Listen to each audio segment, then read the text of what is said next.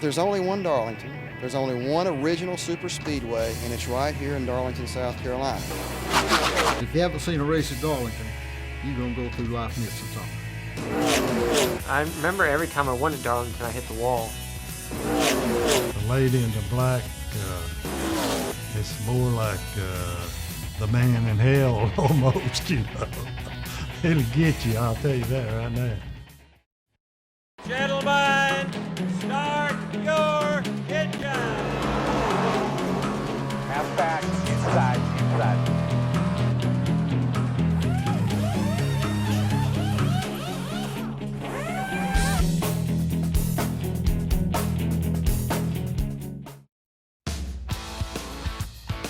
This is the granddaddy of NASCAR super speedways.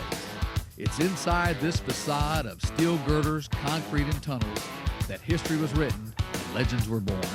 This is a place where the nerve of the very best have been tested. But only a few emerge victorious. This is Darlington. In the late 1960s, Darlington's premier events were the Rebel 400 and the Southern 500. Two local legends and fierce competitors, CALE YARBOROUGH and David PEARSON, dominated these events and riveted fans over the next 14 years. But conquering the Lady in Black was no easy task. Darlington they always called it Lady in Black and the tough racetrack, which it was tough. I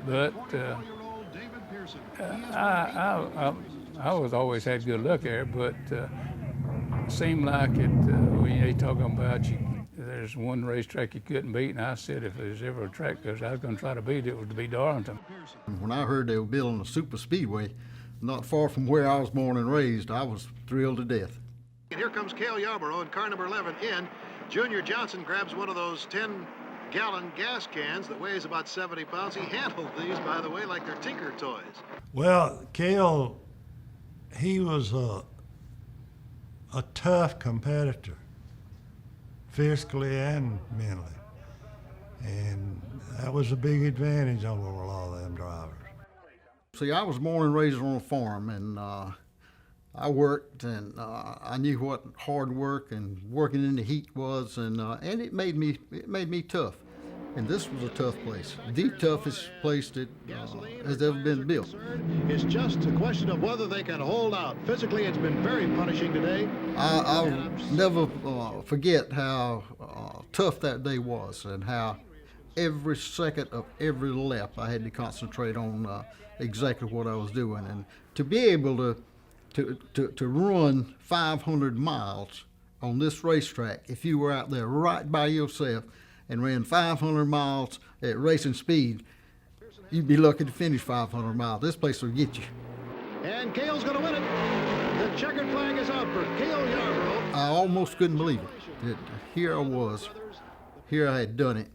I'd won the Southern 500 on the old Darlington racetrack, and it was just like I was dreaming, but thank goodness it was true. I'll tell you what it meant to CALE. The year that Jeff Gordon was going for his fifth to tie CALE for a record 5 Southern 500 victories, CALE, they had a press conference over in the infield media center with fried chicken, of course. That was a staple. But CALE was talking, and Gordon was talking about what an honor it would be for him to tie CALE with 5 wins. And CALE says, you ought to have to win 6. When you win at Darlington, you have done something. If you win a Southern 500 here, as I did in 1968, and had a lot of other wins all over the circuit, but I wouldn't take anything for that 1968 Southern 500 win. That was my first one, and it was on the old racetrack. It's just something that I'll never forget. It was a pretty rough race all day long. It's the hardest race I ever ran, I think. You know, Jeff Gordon tied my record with five wins, but I told him, I said, Jeff, you got a long ways to go, buddy. You never won one on that old Darlington racetrack, and he agreed. CALE's the man. I never argue with CALE. You know, I look back at the wins that I have, and I look at the the wins I've had at Darlington, and it's unbelievable to me, you know, that we've had this streak of runs and wins, especially mid to late 90s. I mean, we were just tearing up every track, and the toughest tracks like Darlington, we were racking them up there, and you know, in doing things that people like CALE Yarborough have done, and it's just something that